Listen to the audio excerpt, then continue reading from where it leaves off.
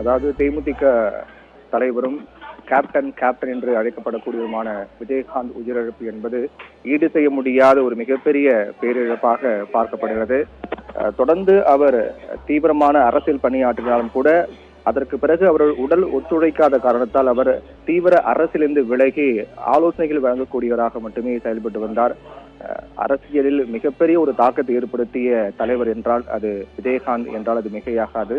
அப்படிப்பட்ட திரைத்துறையில் ஒரு ஹீரோவாக வலம் வந்த கேப்டன் விஜயகாந்த் அதற்கு பிறகு அரசியலில் நுழைந்தார். அரசியலில் தேசிய முற்போக்கு திராவிட கழகம் என்ற ஒரு கட்சியை தொடங்கி அதிலும் திரைத்துறையை போலவே இதிலும் கோலோச்ச தொடங்கினார். எதிர்க்கட்சி என்ற மிகப்பெரிய அந்தஸ்து அவருக்கு கிடைத்தது. சட்டமன்றத்தில் பல்வேறு விவகாரம் குறித்து பேசுவதிலும் பல்வேறு நிகழ்வுகளை பற்றி வீர வசனமாக பேசக்கூடிய வகையில் மிகவும் சிறப்பாக செயல்பட்ட ஒரு தலைவராக கேப்டன் விஜயகாந்த் செயலாற்றி வந்தார். அதற்கு பிறகு அவருக்கு ஏற்பட்ட தொடர்ச்சியான உடல்நலக் குறைவு காரணமாக அவரால் எப்போதும் போல அரசியல் தீவிரமாக செயல்பட முடியாத ஒரு நிலை ஏற்பட்டது. அதற்கு பிறகு கொஞ்சம் கொஞ்சமாக அவர் பின்வாங்கி பிறகு தீவிர அரசியலிருந்து ஒதுங்கினார். தொடர்ந்து அவர் தேர்தல் வந்தாலே ஒவ்வொரு பிரச்சார கூட்டங்கள் கலந்து கொண்டு அவர் உரையாற்றுவார். அதற்கு பிறகு அவருக்கு சமீபத்தில் ஏற்பட்ட ஒரு உடல்நலக் குறைவு காரணமாக அவர் பிரச்சாரத்தில் பங்கேற்க முடியாத ஒரு நிலை ஏற்பட்டது. தொடர்ந்து அவர் மருத்துவமனையில் அனுமதிக்கப்பட்டு அவ்வப்போது சிகிச்சை பெற்று வந்தார். சமீபத்தில் கூட அவருடைய கடைசி நிகழ்வாக பார்க்கப்பட்டதுதான் அவர் தேமுதிக செயற்குழு பொதுக்குழு கூட்டத்தில் கலந்து கொண்டுதான் அவர் கடைசியாக அவர் பங்கெடுத்த கூட்டமாக பார்க்கப்படுகிறது.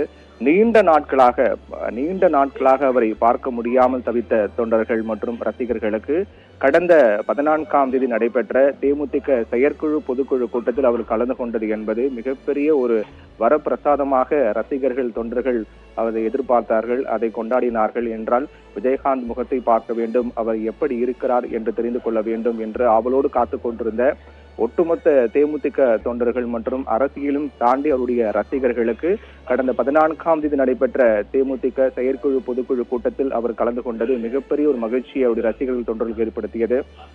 அதற்கு முன்னதாக அவர் நவம்பர் மாதம் 18ஆம் தேதி அவருக்கு நுரையீரல் அழற்சி மற்றும் சளி இருமல் சுவாச பிரச்சனை காரணமாக மியாட் மருத்துவமனையில் கடந்த நவம்பர் 18ஆம் தேதி அனுமதிக்கப்பட்டார். அப்போது முதலே தொடர்ச்சியாக அவர் குறித்தான வதந்திகள்லாம் பரவ தொடங்கியது. அவருடைய உடல்நிலை மிக மோசமாக இருப்பதாகவும் அவர்கள் சுயநினைவு இழந்து விட்டார் என்றும் அவர் மீண்டு வருவது கடினம் என்றும் அப்போதே அது தொடர்பான நிறைய தகவல்கள்லாம் பரவியது. அதை அனைத்துக்கும் முற்றுப்புள்ளி வைக்கும் விதமாக பிரேமலதா விஜயகாந்த் தரப்பில் ஒரு செய்தியாளர் சந்திப்பு நடத்தி விளக்கம் கொடுக்கப்பட்டது. அதே போன்று தேமுதிக தரப்பிலும் கூட அதற்கு விளக்கம் கொடுக்கப்பட்டது. வதந்திகளை நம்ப வேண்டாம் என்றும் கேப்டன் நலமோடு இருக்கின்றார், விரைவில் வருவார், அவர் கட்சி பணி மேற்கொள்வார் என்றெல்லாம் தேமுதிக தரப்பில் தொண்டர்களுக்கு நம்பிக்கை ஏற்படுத்தும் வகையிலான தகவல்கள் அறிக்கைகளாக அவ்வப்போது வந்து கொண்டே இருந்தது.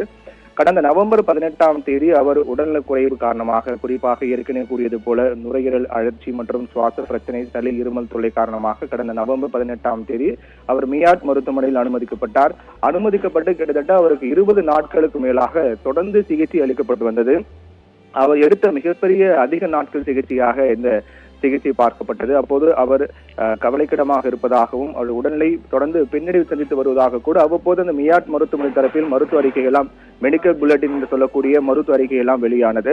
அதிலும் தொடர்ந்து கூட அதையும் கடந்து அவர் நிச்சயமாக நலம் பெற்று விடுவார் என்றெல்லாம் ரசிகர்களால் எதிர்பார்க்கப்பட்டது. அப்போது கூட கடந்த நவம்பர் 18ஆம் தேதி மியாட் மருத்துவமனையில் அனுமதிக்கப்பட்ட விஜயகாந்துக்கு தொடர்ந்து சிகிச்சை அளிக்கப்பட்ட காரணத்தால் அவர் மெல்ல மெல்ல இயல்பு நிலைக்கு திரும்பி அவர் வழக்கமான அவருடைய பணிகளை வழக்கமாக அவர் இருக்கக்கூடிய நிலைக்கு அவர் இயல்பு நிலைக்கு திரும்பி விட்டார் என்றெல்லாம் சொல்லப்பட்டு அதற்கு பிறகு இந்த மாதம் 12ஆம் தேதி அவர் மீண்டும் வீடு திரும்பினார். கிட்டத்தட்ட ஒரு 20 நாட்களுக்கு மேலாக தொடர் சிகிச்சை பெற்று வந்த விஜயகாந்த் 12ஆம் தேதி வீடு திரும்பினார். அதற்கு பிறகு 14ஆம் தேதி நடைபெற்ற தேமுதிக செயற்குழு பொதுக்குழு கூட்டத்தில் விஜயகாந்த் கலந்து கொள்வார் என்று அறிவிப்பு வெளியான உடனேயே அது தேமுதிக தொண்டர்கள் மட்டுமில்லாமல் அரசியலும் தாண்டி அனைத்து தரப்பு மக்களும் மிகப்பெரிய ஒரு எதிர்பார்ப்பை ஏற்படுத்தியது. என்றால் கிட்டத்தட்ட தொடர்ந்து பல்வேறு நாட்களாக மருத்துவ சிகிச்சையில் இருந்த விஜயகாந்த் தற்போது எப்படி இருக்கிறார், அவரை பார்க்க முடியுமா, அவருடன் பேச முடியுமா, அவர் அருகில் செல்ல முடியுமா, அவர் நலன் விசாரிக்க முடியுமா என்றெல்லாம் எதிர்பார்த்து காத்துக் கொண்டிருந்த ஆயிரக்கணக்கான ரசிகர்கள் மற்றும் தேமுதிக தொண்டர்களுக்கு இந்த அறிவிப்பு, தேமுதிக தரப்பில் வெளியான அறிவிப்பு என்பது தேமுதிகனுடைய செயற்குழு பொதுக்குழு கூட்டத்தில் கலந்து கொள்வார் என்ற அறிவிப்பு மிகப்பெரிய ஒரு சந்தோஷத்தை ஏற்படுத்தியது. அவரை பார்ப்பதற்காக தேமுதிகவுடைய தொண்டர்கள், செயற்குழு, பொதுக்குழு உறுப்பினர்கள் மற்றும் அதையும் தாண்டி தொண்டர்களையும் தாண்டி சாமானிய பொதுமக்கள், அவரை திரைத்துறையில் பார்த்து ரசித்த பொதுமக்களும் கூட தேமுதிக அலுவலகம் முன்பாக குவிய தொடங்கினார்கள். நிச்சயமாக ஒரு வருவாரா அல்லது இது ஒரு மக்களை சமாதானப்படுத்தக்கூடிய ஒரு அறிவிப்பா என்றெல்லாம் பேசப்பட்டது. ஆனால் அதையும் தாண்டி தேமுதிக அறிவித்தது போல தேமுதிகவுடைய செயற்குழு பொதுக்குழு கூட்டத்தில் அவரை கலந்து கொள்வதற்காக மேடையில் அழைத்து வந்தார்கள்.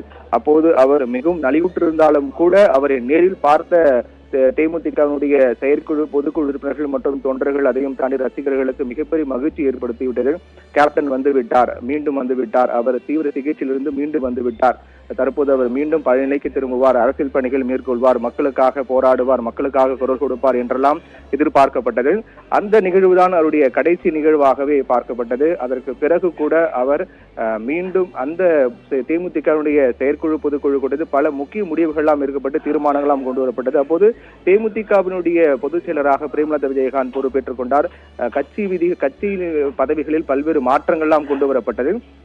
அதுதான் விஜயகாந்த் கலந்து கொண்ட கடைசி நிகழ்வாக பார்க்கப்பட்டது. கடைசியாக நடைபெற்ற தேமுதிகவின் செயற்குழு, பொதுக்குழு கூட்டத்தில் விஜயகாந்த் கலந்து கொண்ட நிகழ்வுதான் கடைசி நிகழ்வாக பார்க்கப்பட்டது. அதற்கு பிறகு கூட கடந்த 14ஆம் தேதி கூட அவர் அந்த பொதுக்குழு, செயற்குழு கூட்டத்தை முடித்துவிட்டு அடுத்த 2 நாட்களுக்கு பிறகு அவர் மீண்டும் மியாட் மருத்துவமனையில் அனுமதிக்கப்பட்டார். இது வழக்கமான மருத்துவ பரிசோதனையாகவே பார்க்கப்பட்டது.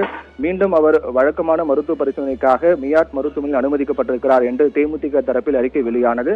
அப்போது மீண்டும் ரசிகர்களுக்கு மிகப்பெரிய கலக்கம் ஏற்பட்டது. என்றால் தற்போதுதான் கிட்டத்தட்ட 20 நாட்களுக்கு மேலாக சிகிச்சை பெற்று வந்த விஜயகாந்த் வீடு திரும்பினார்.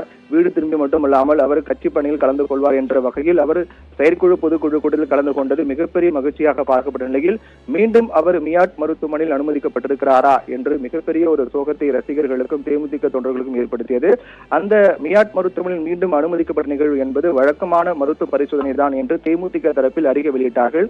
வழக்கமாக ஒவ்வொரு முறையும் தன்னுடைய மருத்துவ பரிசோதனைக்காக, வழக்கமான பரிசோதனைக்காக விஜயகாந்த் மருத்துவமனையில் அனுமதிக்கப்படுவது வழக்கம். அந்த ஒரு நடைமுறை தான் இது. ரசிகர்கள் யாரும் கலக்கம் அடைய வேண்டாம், அவர் நலனுடன் உள்ளாரெல்லாம் தேமுதிக தரப்பில் அறிக்கை வெளியானது. அப்போது அவர் எப்போதும் போல செல்லக்கூடிய வழக்கமான மருத்துவ பரிசோதனை தான் இந்த முறை அனுமதிக்கப்பட்டிருப்பது என்றுதான் கூறினார்கள். கிட்டத்தட்ட அப்போது கூட அவருக்கு கொரோனா தொற்று ஏற்பட்டதாக மருத்துவமனை தரப்பில் தெரிவிக்கப்பட்டது. கொரோனா தொற்று ஏற்பட்டு அதற்கு பிறகு அவர் தீவிர சிகிச்சை பிரிவில் மீண்டும் அனுமதிக்கப்பட்டார். தீவிர சிகிச்சை பிரிவில் அனுமதிக்கப்பட்ட விஜயகாந்துக்கு தொடர்ந்து சிகிச்சை அளிக்கப்பட்டு வருவதாக மியாட் மருத்துவமனை தரப்பில் தெரிவிக்கப்பட்டது. இந்த நிலையில் தான் யாரும் எதிர்பாராத வகையில், அதாவது கடந்த முறையாவது கடந்த நவம்பர் 18ஆம் தேதி அனுமதிக்கப்பட்ட போது கூட அவர் மிகவும் கவலைக்கிடமாக உள்ளார் என்று மருத்துவமனை தரப்பில் தெரிவிக்கப்பட்டது. அப்போது கூட அவர் மீண்டும் வந்துவிட்டார். இந்த தற்போது அனுமதிக்கப்பட்ட நிகழ்வு என்பது வழக்கமான பரிசோதனை தானே, அவர் விரைவில் மீண்டு வருவார் என்றெல்லாம் எதிர்பார்க்கப்பட்டது. ஆனால் அந்த மிகப்பெரிய இக்கட்டான சூழலை கூட கடந்து வந்த விஜயகாந்தால் தற்போது வழக்கமான பரிசோதனைக்கு அனுமதிக்கப்பட்ட நிகழ்வை கடந்து வர முடியாமல் அவர் இயற்கை எய்தினார், மரணம் அடைந்து விட்டார், உயிரிழந்து விட்டார் என்ற செய்தி என்பது ஒட்டுமொத்தமாக தேமுதிக தொண்டர்கள் மட்டுமில்லாமல் அவரை திரைத்துறையில் பார்த்து ரசித்த ரசிகர்களுக்கு மட்டுமில்லாமல் அதையும் தாண்டி ஒரு சாமானிய பொதுமக்கள் என்றால் அனைத்து தரப்பு மக்களையும் கவர்ந்த ஒரு தலைவர் விஜயகாந்த் என்றால் அது மிகையாகாது. இப்படிப்பட்ட ஒரு சூழ்நிலையில் இந்த அறிவிப்பு என்பது அனைவருக்கும் மிகப்பெரிய சோகத்தை ஏற்படுத்தி இருக்கிறது.